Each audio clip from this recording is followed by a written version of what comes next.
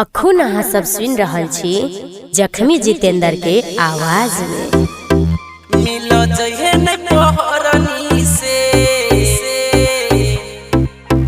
मन मोहिले तोरनी से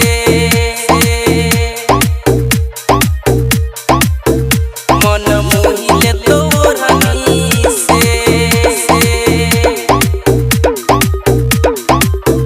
मिलो जहे न पहरनी से मन मोहिले तोरनी से मिलो जहे न पहरनी से मन मोहिले तोरनी से पैसा रहतो तो लाइन दे तो फेरो झाँट दे तो बरनी से मिलो जहे न पहरनी से मन मोहिले तोरनी से मिलो जहे न पहरनी से मन मोहिले तोरनी से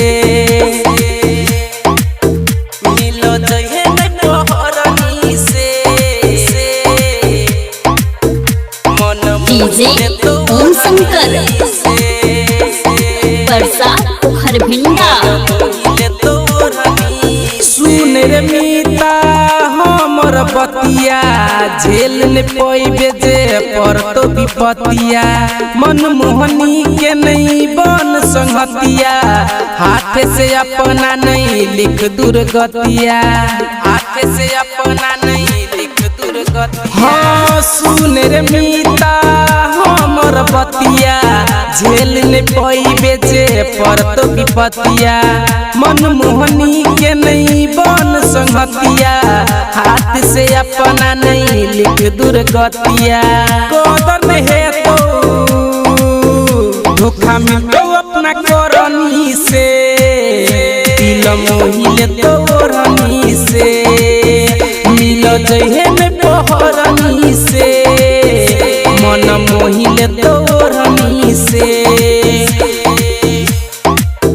मिलो जहे न पहरनी से मन मोहिले ओम शंकर परसा खरभिंडा। राइटर सूरज सूर्य कहै छौ जख्मी जितेंद्र गीत गाब क कहै छौ जे तोर जे दूर पास ने तो दिल के दर्द बढ़ते जेतो दिल के दर्द बढ़ते जेतो। हाँ सूरज रंजित सब कहै छौ जख्मी जितेंद्र गीत गाब क कहै छौ जे तोर जे दूर पास ने तो दिल के दर्द बर्दाश्त ने है तो कुछ न सोहे तो दूरे रह दिल चोरनी से मन मोहिले तोरनी से मिलो जहे न पहरनी से मन मोहिले तोरनी से।